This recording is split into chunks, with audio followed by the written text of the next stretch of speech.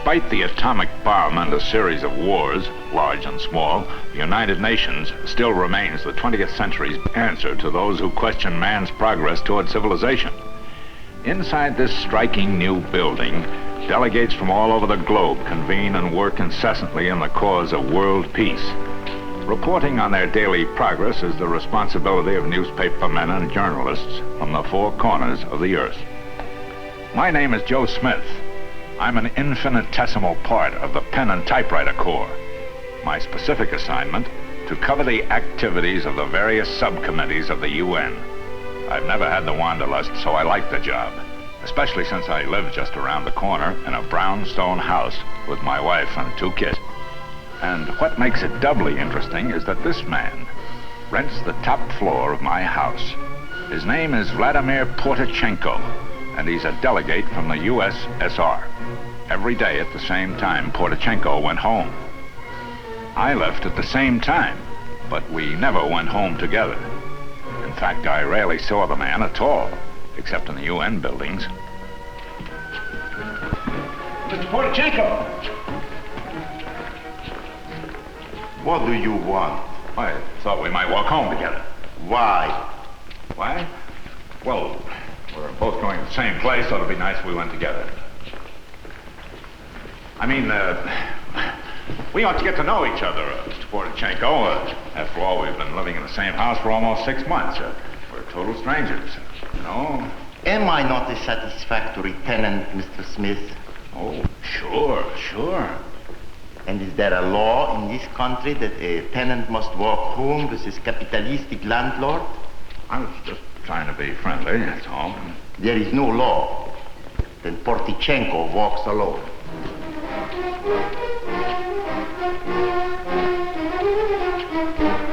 A million delegates in New York, and you have to rent to a bear that walks like a man. I was curious. Well, now you know. You can ask him to leave. Franklin, Louise, come here and help me set the table. I mean it, Joe. Let him find someplace else. I don't know him, honey. He's had that iron curtain pulled down between us. Secretary of State can't get through it. What makes you think you can? I'm not trying to solve the world's problems, honey. I just want to find out what makes a real honest-to-gosh Russian think like he does, that's all. I take nasty pills every morning. There's no square like Ukrainian square. I think they eat their young. Oh, cut it out, will you? Why? Does he deserve any consideration? Living in the same house with you? Working where you work? Never leaving with you or coming home with you? Never saying hello or goodbye or good morning or anything? He talks us on the phone, Mom. That's another thing. I offered him the use of our phone, but no, he had to put in a phone of his own so he could call us up and bawl us out. Here is Portachenko. You are playing too loud. Your television set. Slam. It is Portachenko. The apartment is too hot. The apartment is too cold. The children are making too much noise. All right. So he hasn't called in a week. Let's have some dinner and forget about it for a while, huh? Uh-oh. Here is Portachenko.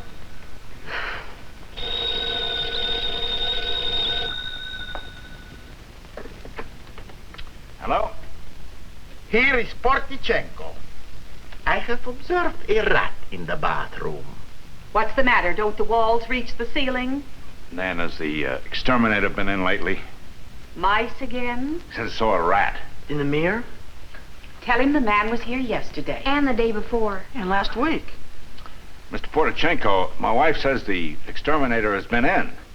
For to pet the rat on the head? Nice rat. I come to see you again sometime. Здравствуйте. In my country, we have exterminated all the rats. You sure? This is the trouble with you capitalists. You are unable to cope with the small problems of life. How do you expect to cope with the big ones? You will call back the exterminator, this miserable wage slave, and you will tell him to see Portachenko. Portachenko will explain him how in the People's Republic will take care of the rats. Hang up on him, Joe. Why don't we get the exterminator for him, Pop? Okay, Mr. Portachenko, you're absolutely right. Sure, first thing in the morning. Okay. Oh, Mr. Portachenko, by the way, what are you doing for dinner tonight? I'm doing what I always do, eating it. Spokojna noc. Well, it's a good thing, or I would have had my dinner at the hamburger stand. I'll get through to him yet. I'll get through to him if it takes all year. For the next 6 weeks, I tried every way I could think of to break through Vladimir Portachenko's private Iron Curtain, and I was getting no place slowly. I ran into a resistance that made the siege of Stalingrad look like a Coney Island clam bake.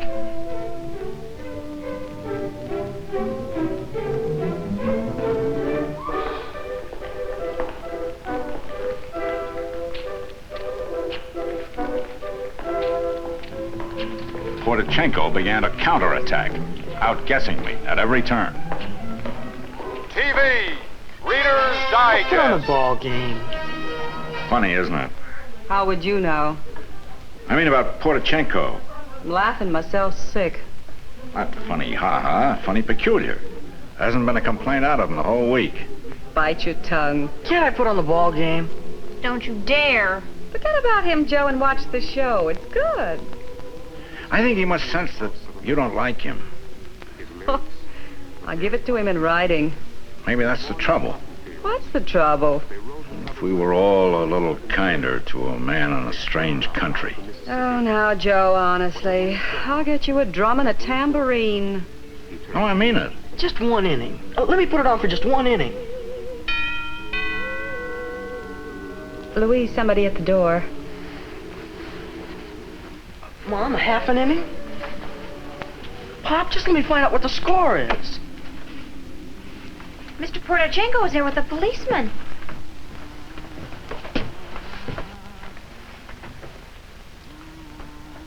Well, now, what's this all about? What's the trouble? I'm sorry, Mr. Smith. Going. It's gone. Shut that A off. home run for Duke Oh. Snyder, his 16th. What's the matter, Mike? Well, this fella called the station house with a complaint. Complaint? Complaint about what? I have called the law. Let the law speak. He says somebody broke into his room. He says he thinks it's somebody in this house. Well, now, that's just plain. That's not true. That's the end. Now, I've heard everything. Wait a minute, Nan. Look, did either one of you two, I mean as a prank? We wouldn't do No, anything Dad, I haven't like been anyplace that. near his room. I know you folks, and it doesn't seem like you'd do a thing like this. The lieutenant said I was just to warn you. He didn't say anything was taken. Da.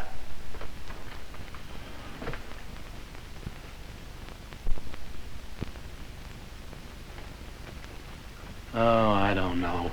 I swear I don't know. Ask me. I'll tell you. I'll tell you all about him. Nan, please. Who'd want to break into his old room anyway? Yeah, it's probably full of dirty socks and shirts. Franklin? Mike, you don't think that... No, but we had to pay some attention to that character because he's, well, you know, because he's who he is. You understand. Sure, sure. Just forget the whole thing, huh? I've forgotten about it already. That's the way. Well, I'll be seeing you. Mike, Yeah? would you like a cup of coffee or something? Some other time. Thanks, Mrs. Smith. Are you going to take this lying down, Pop? The nerve of that man. The pure, unmitigated gall. You've got to get that man out of this house this minute. Come on, Pop. Let's go tell him right now. Frank and me'll go with you for moral support, huh, Frank? Sure, we're not afraid. Well, I think you two ought to go to bed. Go on now. It's late. Mom, this is the moment of decision. What do you say, Pop? I say go to bed. Right now. Whatever you do, Pop, don't chicken out. Mom, you'll never get anywhere with him in a Cold War. Turn on the heat. Joe, now you listen to me. Where are you going? I went for a walk. I want to think. Joe!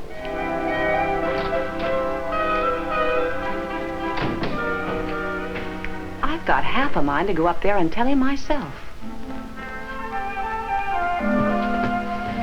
Mom, let Pop handle it, huh? But he won't... I heard you say once that one of the reasons you liked Pop was that he wore the pants in the family. Henko! I understand understand that it's impossible for you to be friendly to me for official reasons. I even understand that you've got to take certain steps, or you think you've got to take certain steps to prove that you dislike me and my family. Prove it not to us, but to your people back home. I'm warning you. You hear? No more police. You hear? No more shenanigans. You understand? Like for your mighty? Reactionary wage slave. I'm not asking you to like me, but if you go out of your way to make trouble, I'll... You will what? I'll destroy you. I can do it, too, with words. With 10 small words, I'll destroy you. I'm going to use 2 of them tonight. In my column. Read my column tonight, Mr. Portachenko. Read it. Today's special United Nations Committee meeting to discuss the tinderbox issue of the Middle East was presided over by pleasant, friendly Vladimir Portachenko. Pleasant? Friendly? Pleasant? Friendly? If that's your idea of being funny, Joe, I don't get it. You don't have to, dear, so long as he does. Uh-oh. Right on schedule.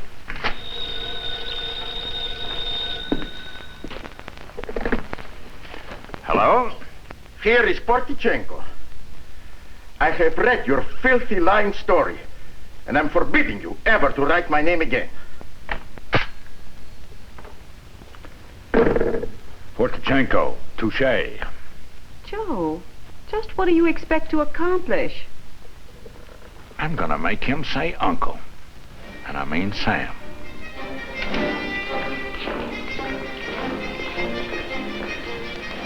Because of the constructive and cooperative suggestion of Vladimir Portachenko, the UN committee trying to solve the Middle Eastern problem has a splendid chance of achieving success. Constructive. Cooperative.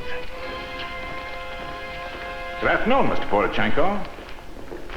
Mr. Smith, I forbid you. Forbid? I implore you. Oh, well, that's a little better. Write, if you must, about the Committee on Middle Eastern Affairs, but my name. Please, you will not mention it again. But just. But you're a very important man, Mr. Portachenko. You represent one of the world's greatest powers. Great power my country is, da. But Portachenko, he must not be made too important. You know the reason why. I know. My name must not appear in the capitalistic, in the so-called free American press this way. Promise me. Because the so-called free American press, Mr. Portachenko, is free, you've no right to exact that promise. I'll see you around.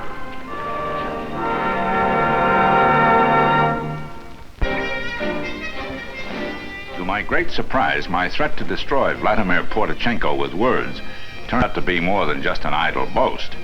Every time I mentioned his name in a complimentary way, it made him more and more upset. And I realized my hunch was correct. The man was a product of his conditioning and environment, and as a result, he was completely fear-ridden. I was encouraged. I decided to go a step farther and prove the truth of that old bromide. The pen is mightier than the sword. It is interesting to note that UN delegate Vladimir Portachenko prefers the New York Times to Pravda for his daily reading.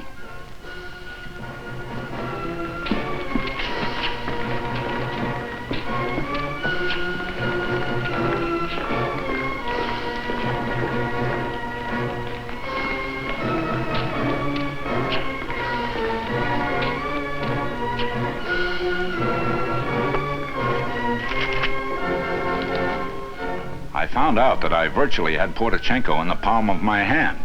All I had to do was hint in my column that he was interested in the American scene, and whatever I wrote came to life. I said he was getting interested in baseball, and on weekends, he headed for the polo grounds or the stadium like a kid with a free pass.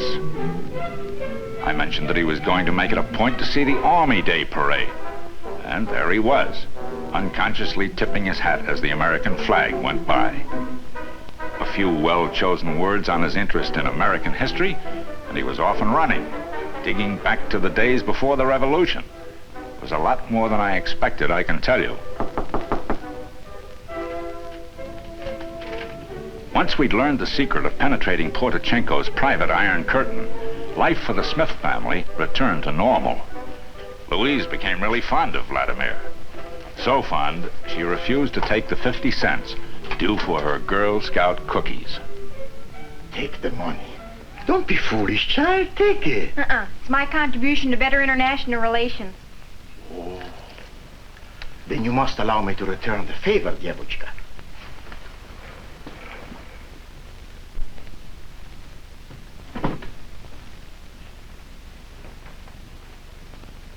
For you, my little friend. Oh, Frank, look! Isn't it sensational? Hey, that's something. And for you, Master Franklin, I have also something. Hey, dig me. Fine. We used to call you a Ukrainian square. What is this Ukrainian square? Something like Times Square? Well, it means we thought you were, well, you know, a square, not hep. You didn't understand. But now I'm beginning to understand. Dig. You dig. Hey, we're going to be late for school. Bye, Mr. Prodyachenko. Bye.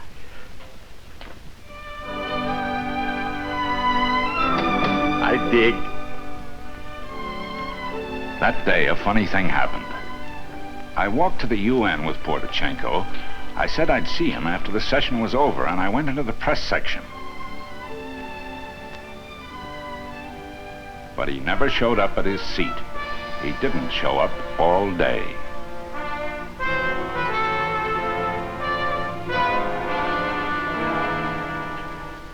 You sure Prodyachenko didn't come back here? But he hasn't come in all day. Well, I'm sure, dear. What are you worried about? He's perfectly capable of taking care of himself. Yeah, I suppose so. But he's never missed a day at the UN, not since he arrived here a year ago. You sure he isn't upstairs? He didn't come in the back way. Well, I'm not positive. I'll go see. How do you like it? Oh, isn't it just sensational? Wasn't it nice of him? You don't have to walk out on me. Oh, I'm sorry, old girl. I was just going upstairs to see if Mr. Prodyachenko was in. Oh, I'll go. I want to show him the dress. Let me know, huh?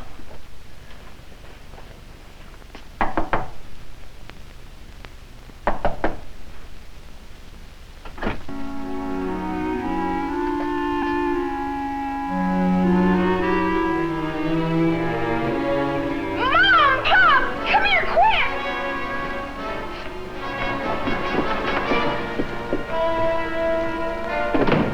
Louise, you all right?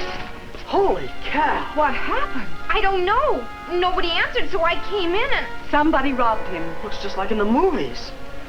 What are you going to do? I'm going to call the police. Oh, no, don't do that. Hang up, honey. What? Hang up. I don't think it's robbery. I think it's all just caught up with him. What, for heaven's sake? His new attitude toward us, toward the country, they just didn't go for it. Now, how would they know? Well, they know. They've got watchdogs watching every Iron Curtain delegate from Molotov on down, night and day. And they got watchdogs watching watchdogs. Pop, you think they'd hurt him? Nah, they just wrap him in cement and toss him in the East River, that's all. No, they wouldn't. They wouldn't do anything like that, Pop. Oh, he's probably okay. Don't worry. What in the world could have happened to him? Well, I just can't stay up any longer. I'm going to bed. Wake me if you hear anything. Why don't you call the police? Maybe a second-story man broke in. But then if they don't find anything missing... I mean, I might be opening a whole can of beans here, bringing up this political angle. Could lead to an international situation. Start a thermonuclear war. How do I know? Well, war or no war, I'm going to call the police.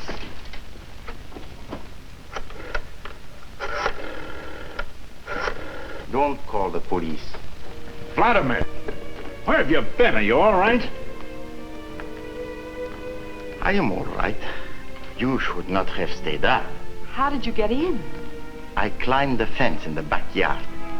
I hope I did not frighten you. Why didn't you come in the front door? I wish to avoid someone. What, at this time of night? What's going on?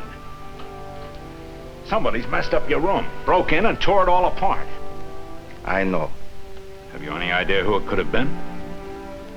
Please, have you got a brandy? Yes. I missed you at the UN session today. I wasn't there. Look, Vladimir, how about leveling with us? Are you in trouble with your government? That. And the job upstairs was... My country has experts for this kind of thing. 2 men followed me all day. All day they have been at my heels. Every minute. Watching me. Tracking me like I was a criminal. Oh, thank you.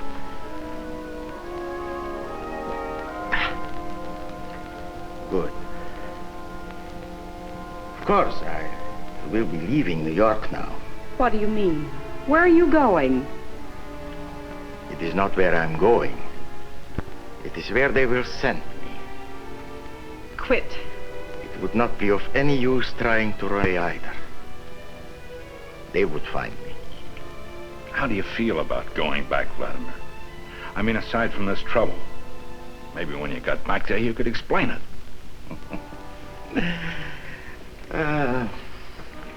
Here is my home. This I know now. For a long time I have suspected it, but now I know. A month, maybe 6 weeks after I arrived in this country, I listened to a man make a speech. What this country means to him it was. I said to myself, these words I must remember. But the speech was long, and I could not remember. And I was unhappy.